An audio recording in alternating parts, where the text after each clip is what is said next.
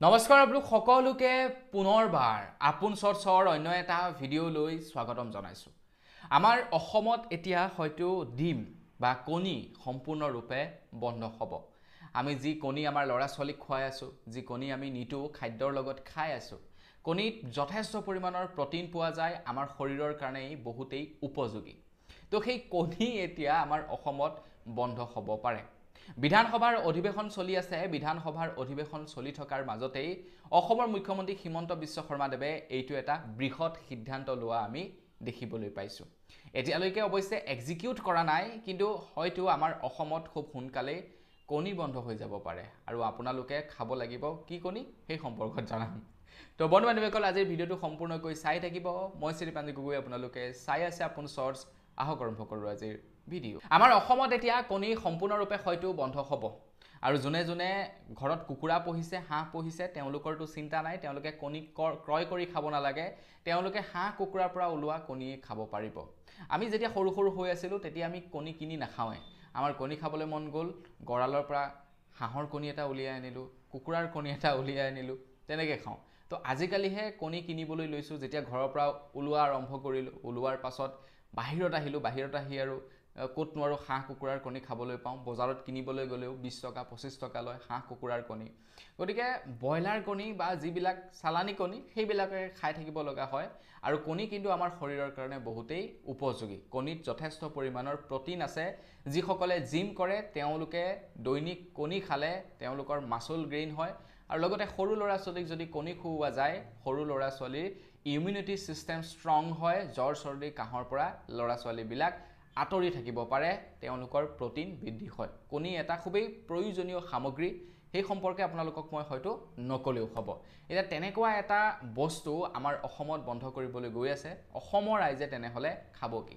আৰু কণী অধিকাংশ বস্তুত ব্যৱহাৰ কৰা হয় ডাইৰেক্টলি ইনডাইৰেক্টলি দুয়োটা প্ৰক্ৰিয়াৰ দ্বাৰা। কিছুমান এনেকুৱা বস্তু আছে যিবিলাক নেকি আমি ডাইৰেক্টলি কণীটো নাখাওঁ, কিন্তু তাত কণীৰ ব্যৱহাৰ কৰা হয়। গতিকে সেই সামগ্ৰীবিলাকৰ কি হ'ব এতিয়া? তো এই গোটেই ঘটনাটো আৰম্ভ হ'ল ক'ৰ পৰা, কেনেকৈ এই কণীৰ প্ৰসংগটো বিধানসভাত উত্থাপিত কৰিলে।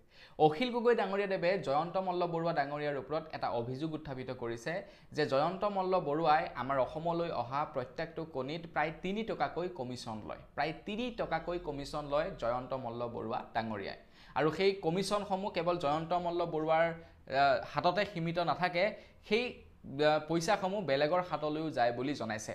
আৰু বিত্তমন্ত্ৰীগৰাকীয়ে এই চিণ্ডিকেটৰ জৰিয়তে প্ৰত্যেক বছৰে প্ৰায় 1500 কোটি টকাৰ কমিশ্যন লাভ কৰে প্ৰতিটো কণীৰ বাবদ।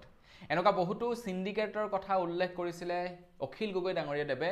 তাৰে ভিতৰত অন্যতম চিণ্ডিকেটটো হৈছে কণী। এটা কণীত 3 টকাকৈ জয়ন্ত মল্ল বৰুৱা ডাঙৰীয়াই কমিশ্যন খায়, যাৰ বাবদ নেকি এটা কণীৰ দাম এতিয়া 10 টকা হৈছেগৈ। যাৰ বাবে নেকি আমি 10 টকাত দি এটা কণী ক্ৰয় কৰি খাব লাগে, কাৰণ প্ৰতিটো কণীত 3 টকাকৈ বোলে জয়ন্ত মল্ল বৰুৱা ডাঙৰীয়াদেৱে কমিশ্যন লাভ কৰে। আৰু সেই কমিশ্যন প্ৰায় 1500 কোটি টকা বছৰেকত। এতিয়া এটা কণীত 3 টকা খুব নগণ্য লাগে, 3 টকাহে খাইছে। কিন্তু আমাৰ অসমত কোটি কোটি কণী আহে, আৰু সেই কণীৰ পৰা যেতিয়া তেখেতে 3 টকাকৈ ল'বলৈ আৰম্ভ কৰিব, এবছৰত হৈ যাব কণীৰ প্ৰায় 1500 কোটি টকা। 1500 কোটি টকাৰ কমিশ্যনসমূহ লাভ কৰে। আমাৰ অসমলৈ যিমানবিলাক কণী আহে, গোটেই কণীবিলাক আহে শ্ৰীৰামপুৰ গেটেদি। আৰু শ্ৰীৰামপুৰ গেটত পাৰ হওঁতে এটা কণীত 3 টকাকৈ হেনো কমিশ্যন প্ৰদান কৰিব লাগে জয়ন্ত মল্ল বৰুৱাক।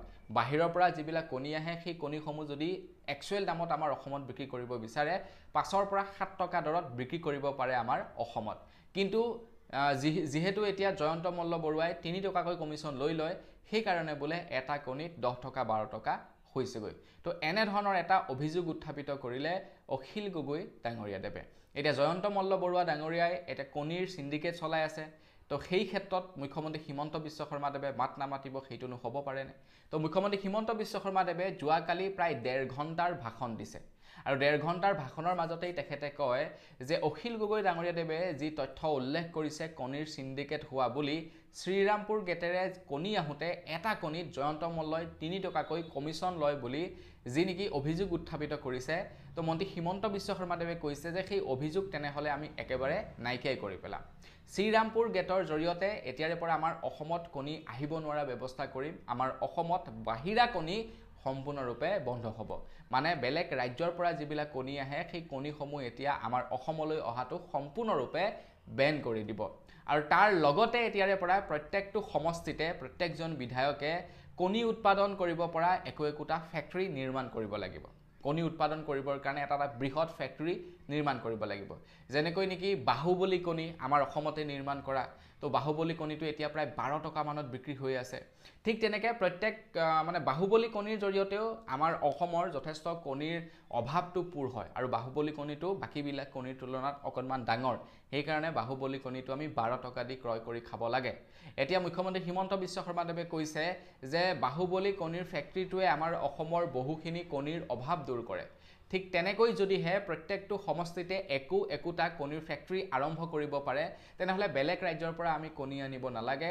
কণীৰ ওপৰত আমি আমাৰ নিজৰ ৰাজ্যতে ডিপেন্ড হৈ পৰিম আমি বেলেগৰ ওপৰত ডিপেন্ড হ'ব নালাগে আমাৰ অসমত যিমান কণীৰ ব্যৱহাৰ হ'ব সেই গুটেই কণীবিলাক আমাৰ অসমতে উৎপাদন হ'ব আৰু শ্ৰীৰামপুৰ গেটৰ জৰিয়তে যদি অহাটো বন্ধ কৰি দিয়া যায় তেতিয়া কোনেও কমিছনৰ আশা আৰু কৰিব নোৱাৰে বা কমিছন কোনেও আৰু নাপায় মানে ইনডাইৰেক্টলি এক প্ৰকাৰে মুখ্যমন্ত্ৰী হিমন্ত বিশ্ব শৰ্মাদেৱে কণীৰ ওপৰত কমিছন লোৱাৰ কথা একেবাৰে কিন্তু ডিনাইও কৰা নাই তেখেতে কৈছে যদিহে আমি কণী অহাটোৱে বন্ধ কৰি দিওঁ তেনেহলে 3 টকা 4 টকা কমিছনৰ কথা আৰু নাহে ইয়াতে যেতিয়া অধিক কণী উৎপাদন হ'ব তেতিয়া 2 টকা কমত কণী বিক্ৰী কৰিব পাৰিব যিমান বিলাক কণীৰ ফ্যাক্টৰী হ'ব তেওঁলোকে গতিকে এতিয়া প্ৰত্যেকটো সমষ্টিতে একোটা কণীৰ ফ্যাক্টৰী খুলিব বুলি কৈছে মন্ত্ৰী হিমন্ত বিশ্ব শৰ্মাদেৱে মোৰ মতেতো বেয়া হোৱা নাই ভালেই হ'ব নহয় জানো আৰু বহিৰাগত কণী সম্পূৰ্ণৰূপে নিষিদ্ধ কৰিব বাহিৰৰ কণী নিষিদ্ধ কৰিব মানে কণী আপোনালোকে একেবাৰে খাব নাপাব যে তেনেকুৱা নহয় বহিৰাগত কণী নিষিদ্ধ কৰিব আমাৰ